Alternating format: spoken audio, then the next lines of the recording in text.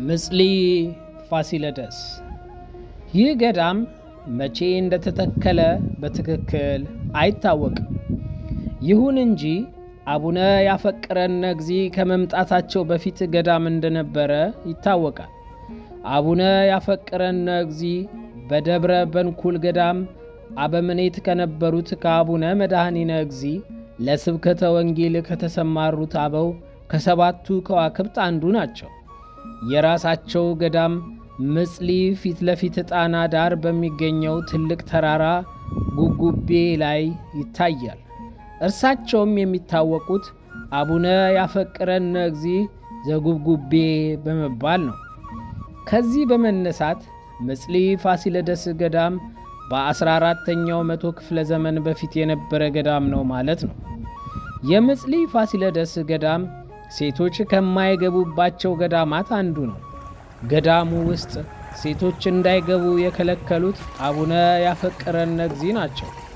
የጣና ቂርቆስ ክፍል የሆነችው ደብረ ቁስቋም የሴቶች ገዳም በመሆኗ እናቶችና እህቶች በዚያች እንዲያርፉ ያደርጉ ነበር። ይሁን እንጂ ይህን ለቅድስና የታዘዘ ሥርዓት ለማበላለጥ እየመሰላቸው ሊሽሩት የፈለጉ ሰዎች አልጠፉም። ንቡረ እድ ያዕቆብ የተባሉ የጣና ንቡረ እድ ወደ ምጽሊ ፋሲለደስ ሴቶች እንዲገቡ ፈቅደው ነበር። በዚህ ወቅት ከእርሳቸው በፊት የነበሩት ንቡረ እድ አርጋኖን አርጅተው በምጽሊ ነበሩ። ሴቶች እንዲገቡ መፈቀዱን ተከትሎም አንዲት ዘማዊት ሴት ገብተው በንቡረ እድ አርጋኖን ላይ ተሳለቁ። የቤታቸውንም ክዳን እስከ መግፈፍ ደረሱ። በዚህም ጊዜ ገዳሙን ጽኑ በረዶ መታው። የንቡረ እድ አርጋኖን ቤት ግን ምንም አልነካው። ንቡረ እድ ያዕቆብም ታመሙ፣ ሴቲቱም በደም ተመቱ። ሁኔታውን የተረዱት ንቡረ እድ ያዕቆብም መጥተው ንቡረ እድ አርጋኖን ይቅርታ ጠይቀው ዳኑ። ወደ ገዳሙ ዳጋም ገቡ። ከዚያም በኋላ እንደተጠበቀ ይኖራል። ምጽሊ ፋሲለደስ ከሚታወቅባቸው አንዱ በግራኝ ዘመን በቦታው የተፈጸመው ተአምር ነው። ገድለ ቅዱስ ፋሲለደስ ሰማዕት ላይ በተአምሩ ክፍል እንደተገለጸው ግራኝ ወደ ገዳሙ የገቡ ብዙ ታቦታትና ነዋያትን ፈረምሻም አሊ የሚባል የጦር አዝማቹን ከብዙ ሰራዊት ልኮት ነበር። ነገር ግን ሰማዕቱ ቅዱስ ፋሲለደስ ከሌሎች ሰማዕታት ጋር በመግለጽ ፈራምሻሊ ሰራዊት ጣና ውስጥ አሰመጡት። ፈራምሻም አሊ ሰራዊቱን ልኮ ቀርቶ ነበርና የተደረገውን ይሰማ ዘንድ እግዚአብሔር ወደ ገዳሙ ከተላኩት ሁለቱን ከሞት አትርፎ ወደ እርሱ ደረሰው እንዲነግሩትም አድርጓቸዋል። ፈራምሻም አሊ የተረፉትን ይዞ ሸሽቷል። እነዚህንም ዜና ነገሩን። የተናገሩትን ለእርሱ ከተናገሩ በኋላ አርፈዋል። የናዳ ማርያም ምዕራብ ጎጃም የመጻሕፍት ትርጓሜ መምህር የሆኑት የኔታ ይባቤ እንደተናገሩት ምጽሊ ጥንታዊ ቦታ ነው። ጎጃም ውስጥ የተተከሉት አብዛኞቹ አድባራት ጽላታቸው የመጣው ከምጽሊ ነው። ይህንንም ታቦታቱም ይመሰክራሉ፣ አበው ይነግሩናል ብለዋል። በዚህም መሰረት በእርግጥም ገዳሙ እነ አቡነ ያፈቅረነ እግዚእና ሌሎች ቅዱሳን ከነበሩበት እየወጡ እያስተማሩ ቤተ ክርስቲያንን እያሰሩ ታቦታትን ከዚህ ገዳም እየወሰዱ እየተከሉ እየተመለሱ በሱባኤ ይጋደሉበት የነበረ ቦታ ነው።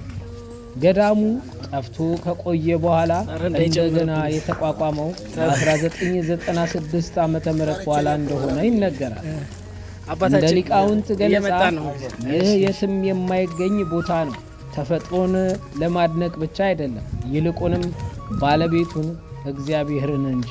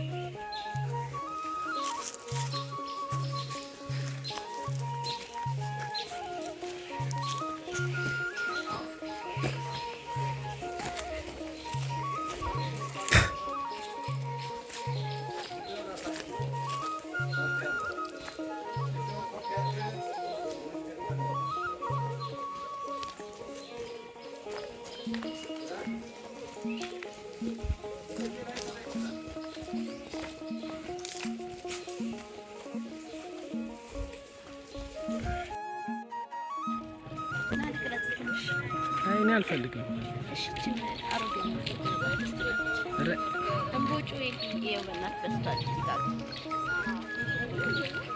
ስር የለውም።